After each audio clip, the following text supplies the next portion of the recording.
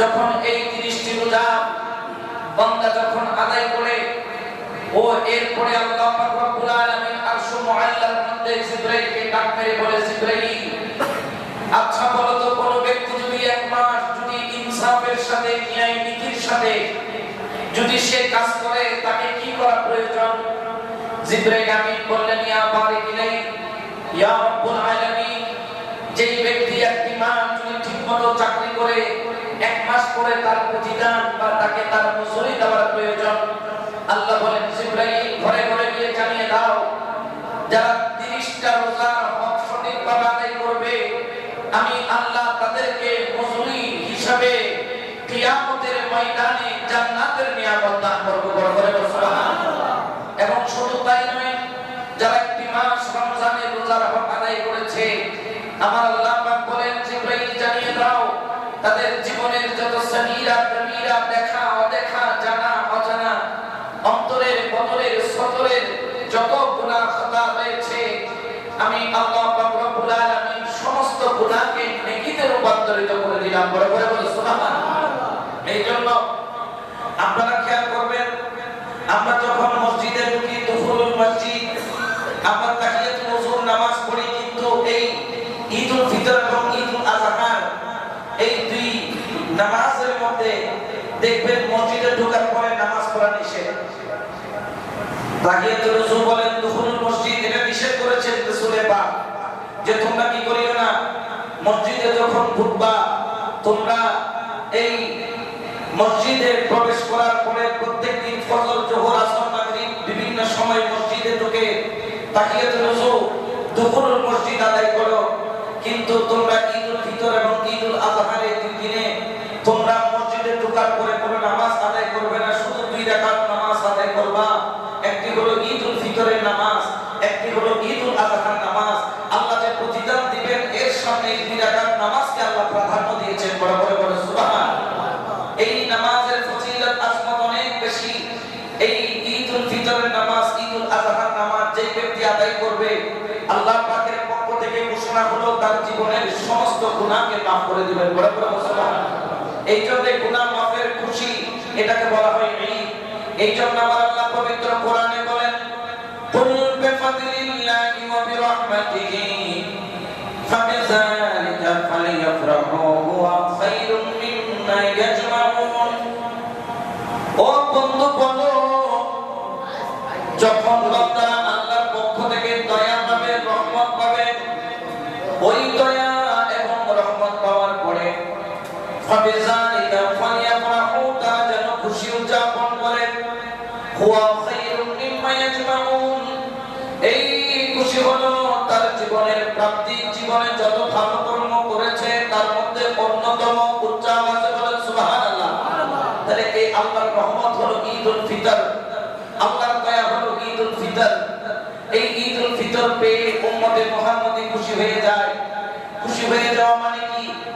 খুশি হয়ে যাওয়া মানে হচ্ছে আপনি আরেকজনের সাথে নিজের খুশিটা ভাগ বাটোয়ারা করে নেওয়া। খুশি হওয়া মানে বেহায়াপনা নয়। খুশি হওয়া মানে ঈদের নামাজ পড়ে ইসলামকে ভুলে যাওয়া নয়। খুশি হওয়া মানে ঈদের জামাত আদায় করার পরে শরীয়তকে উল্লঙ্ঘন করা নয়। খুশি হওয়া মানে ব্যাপকতা বেহায়াপনা করা নয়। খুশি হওয়া মানে হচ্ছে গিয়ে ওই খুশি আল্লাহ পাক আমাদেরকে দান করেছেন দীর্ঘ একটা মাস, আল্লাহ আপনাকে রোজা রাখার তৌফিক দিয়েছেন, নামাজ পড়ার তৌফিক দিয়েছেন, ইফতার করার তৌফিক দিয়েছেন, সেহরি করার তৌফিক দিয়েছেন। আল্লাহ পাক রব্বুল আলামিন আপনাকে রুকু সিজদা করার তৌফিক দিয়েছেন, কিয়ামুল লাইল আদায় করার তৌফিক দিয়েছেন।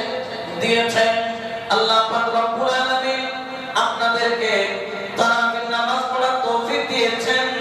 এর নিয়ামতের শুকরিয়া আদায়ের জন্য আজকে হলো ঈদুল ফিতর। এই জন্য নিয়ামতের হক আদায় করলে আল্লাহ পাক নিয়ামত আরো বাড়ায় দেয়। লাইন শাকারতুম লাযীদান্নাকুম, যারা আল্লাহর নিয়ামতের শুকরিয়া আদায় করে আল্লাহ তাদের জন্য নিয়ামত আরো বাড়ায় দেয়। সুবহানাল্লাহ। এই জন্য আজকের এই দিনটা আনন্দের দিন, একে অপরের সাথে আনন্দ ভাগাভাগি করে নেওয়ার দিন। এই জন্য আজকের এই দিনে কিছু আপনার সুন্নাত এবং মুস্তাহাব আমল রয়েছে।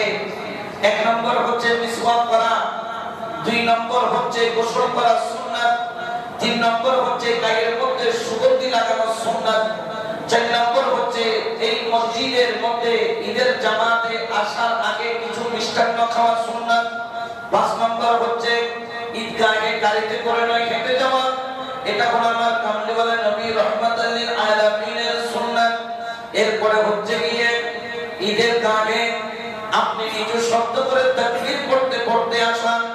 7 নম্বর হচ্ছে গিয়ে নামাজের আগে ফিতরা আদায় করা। আপনারা তো সবাই ইনশাআল্লাহ ফিতরা আদায় করেছেন।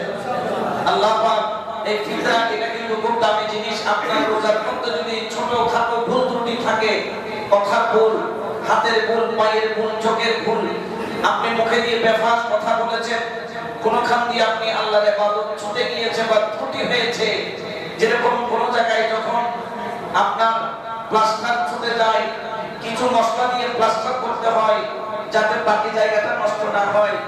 আপনার এই রোজার মধ্যে ছোটখাটো কিছু যদি ভুল হয়, ওই ভুলটাকে আল্লাহ পাক রিপেয়ার করে দেয় ফিতরার মাধ্যমে। বড় করে বলে সুবহানাল্লাহ। এবং শুধু তাই নয়, এরপরে হচ্ছে গিয়ে এই উত্তম পোশাক পরিধান করা, সুন্দর পোশাক পরিধান করা। এরপরে হচ্ছে গিয়ে ঈদের দিন হাসি মুখে একে অপরের সাথে কথাবার্তা বলা, মুখ গম্ভীর করে নয়, কালো করে নয়। বিরক্ত লাগতেছে, সকাল থেকে এসে সালাম করতেছে, দোয়া নিতেছে, হাদিয়া নিতেছে, বাচ্চারা অনেকে কি হয়ে যায়, বিরক্ত হয়ে যায়। আমার রাসূল বললেন ঈদের দিন তোমরা বিরক্ত হবে না, একে অপরের সাথে হাসি মুখে কথা বলবে। এরপরে এক রোড দিয়ে আসবা, আরেক রোড দিয়ে যাবা। কারণ কি, এক রোড দিয়ে আসার তো আত্মীয় স্বজনের সাথে দেখা করতে করতে ঈদের আনন্দ ভাগাভাগি করতে আসবা, আর রোড দিয়ে যাওয়ার সময় ঈদের আনন্দ ভাগাভাগি করতে যাবা। আবার শুধু আনন্দ ভাগাভাগি নয়, এখানে আরেকটা বিষয় রয়েছে। এক রোড দিয়ে যখন আসবা, কারো ঘর দেখলাম, মনে পড়ে গেল এই ঘরে অনেক গরিব মানুষ আছে, তাকে কিছু হাদিয়া নজরানা দেওয়ার দরকার, আপনি তাকে হাদিয়া নজরানা দিলেন। আরেক রোড দিয়ে গেলেন, দেখলেন যেখানে অনেক আপনার আত্মীয় আছে যারা ঈদের দিন সময় চিনি কিনতে পারে নাই, যখন তার ঘর দেখবেন তার কথা মনে পড়বে, আপনি তাকে কিছু সহযোগিতা করলেন। এটাও ইসলামের একটা আনন্দ ভাগাভাগি করার মাধ্যম। বড় করে বলে সুবহানাল্লাহ। আল্লাহ পাক রাসূলের পাককে হুসনে খুলক দান করেছেন, যেটা আমাদের অর্জন করার দরকার। যেমন এক কাফের মহিলা, যার কোনো স্বামী নাই, বিধবা, ঘরের মধ্যে একমাত্র বাচ্চা, কিন্তু কর্মক্ষম হয় নাই। ওই বাচ্চাটা রাসূলের পাক সাল্লাল্লাহু আলাইহি ওয়াসাল্লামকে মানত না, তার মাও ছিল রাসূলের বিরোধী। ওই সন্তান খেয়াল করলো, তার আব্বা মারা যাওয়ার পর থেকে তার ঘরের মধ্যে অভাব অনটন একের পর এক লেগে আছে। ওই কাফের মুশরিকা মহিলা, যে কিনা রাসূলের পাককে বিশ্বাস করত না, রাসূলের পাকের তিরস্কার করত, ওই মহিলার স্বামী মারা যাওয়ার পর থেকে এত গরীব হয়ে গেল। ওই মহিলার গায়ে যে শাড়িখানা ছিল, কাপড়খানা ছিল, জায়গায় জায়গায় ছিঁড়ে গিয়েছে। সন্তান কেঁদে বলে, ও আমার মা, আপনার শরীরের মধ্যে জামাটা জায়গায় জায়গায় ছিঁড়ে গিয়েছে। আম্মা জান, আমার বড় লজ্জা লাগে, আমার বড় শর্মিন্দা লাগে, আপনি তো আমার মা, আপনার শরীর জায়গায় জায়গা দিয়ে দেখা যায় ছিঁড়ার কারণে। ও আম্মা জান, আমাদেরকে তো কেউ সাহায্য করে না, আপনি যদি অনুমতি দেন ওই মুহাম্মাদিয়ার আরবীর দরবারে একটু যাব, যার দরবারে গেলে কাফের কেউ তিনি খালি হাতে ফেরত দেয় না। সুবহানাল্লাহ। ওই মহিলা বললেন, না, তুমি যার কাছে যাও না কেন, তুমি দয়াল নবীর কাছে যেতে পারবা। আমরা তো ওনাদের মতো বলতে পারি, সে বললেন মুহাম্মদের কাছে যেতে পারবে না, অর্থাৎ রাসূলের পাকের নাম ধরে বলছেন। যখন বললেন, বলার পরে আমার কামলিওয়ালা নবী, ওই সন্তান বললেন, ঠিক আছে মা, তাহলে তো তোমার জন্য কাপড়ের ব্যবস্থা করতে হয়, যদি তুমি অনুমতি দাও আমার চাচার কাছে যাই, চাচা মনে হয় উপকার করবে, আপনার জন্য একটা কাপড় দিবে। চাচার কাছে গেল, চাচা বলেন, তোদেরকে দিতে দিতে আমি নিজে ফকির হয়ে যাচ্ছি। অর্থাৎ সিটিংকে ভাষা ঘরের নদীর 33 তালা কি, মানে যিনি দিবে না তিনি একটা না একটা কি বুঝে বাহানা খুঁজে বলে, আমার দেওয়ার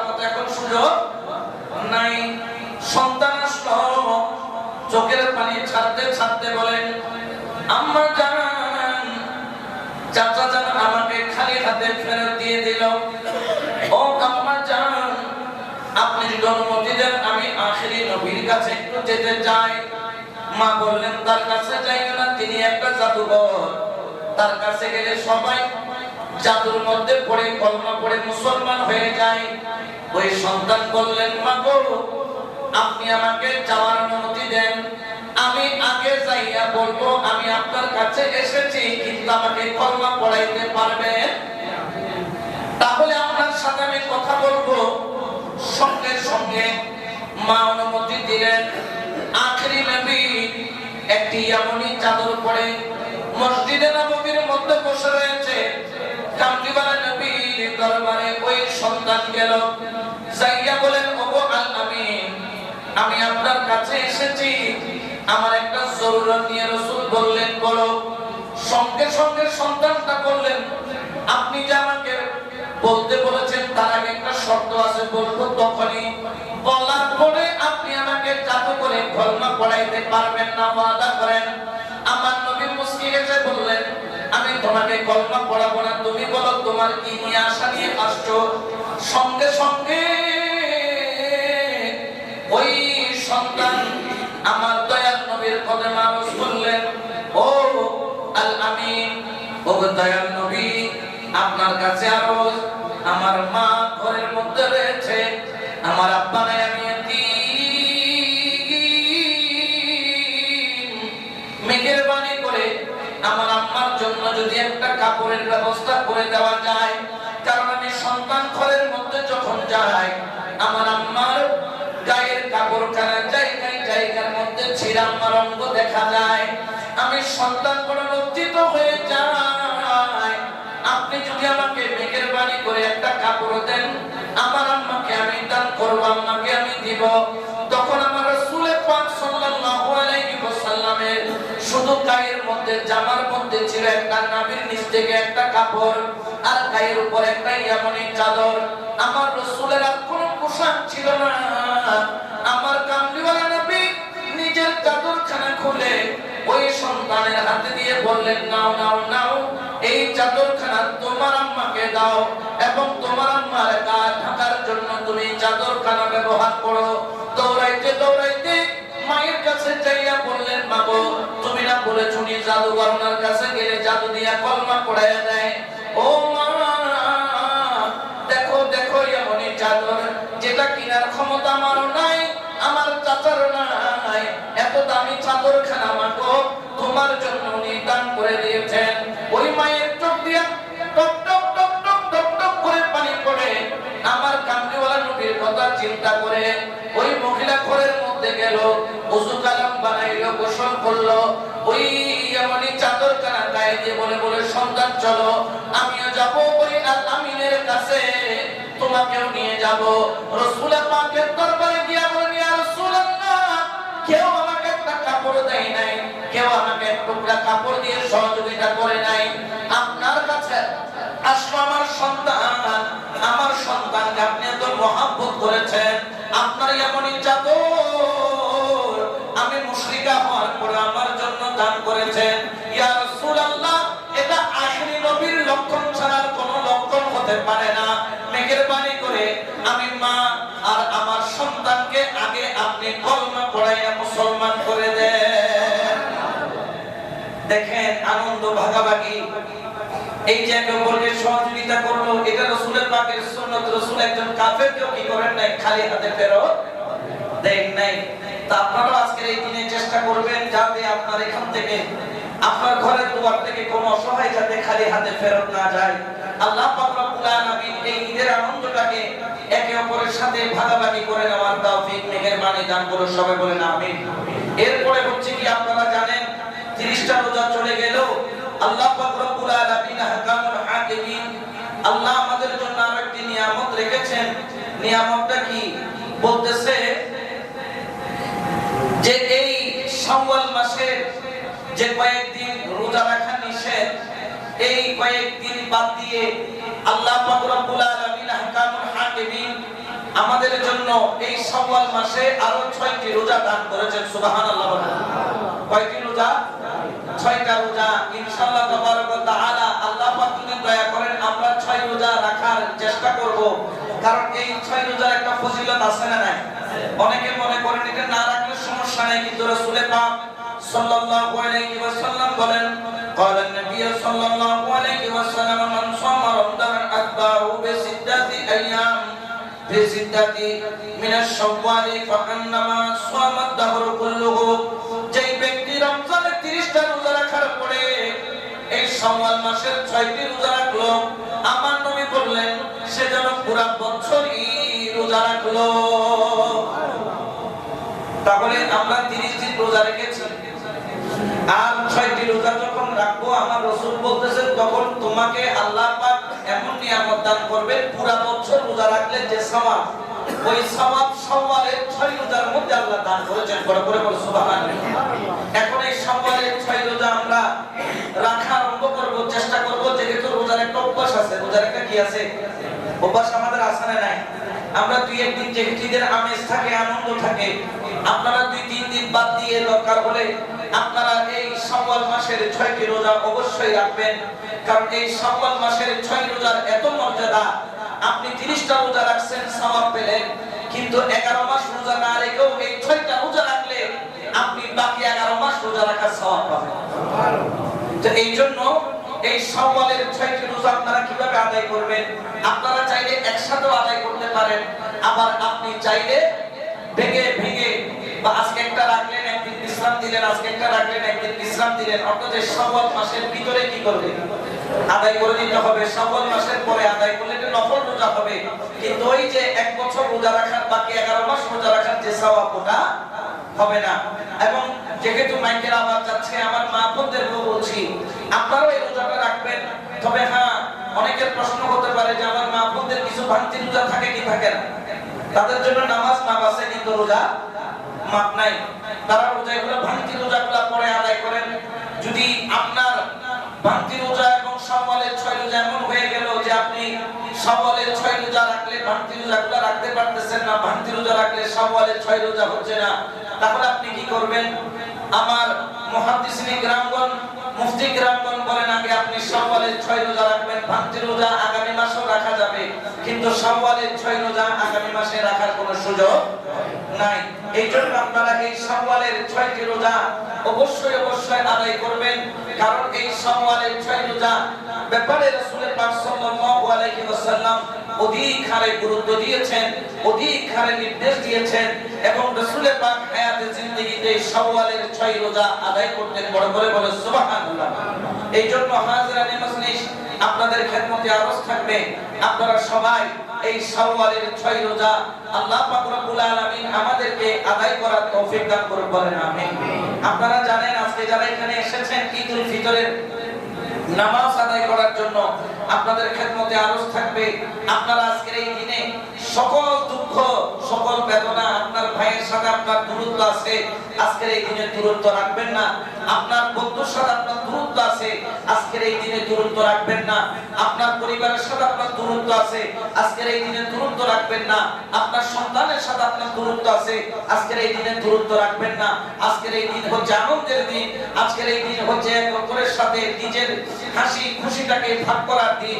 আল্লাহ পাক রব্বুল আলামিন যেন আজকে যেন সমস্ত শত্রুতা ভুলে আমরা যেন একে অপরকে ঈদের আনন্দকে যেন একে অপরের সাথে ভাগাভাগি করে নেওয়ার আল্লাহ আমাদের তৌফিক দান করুন।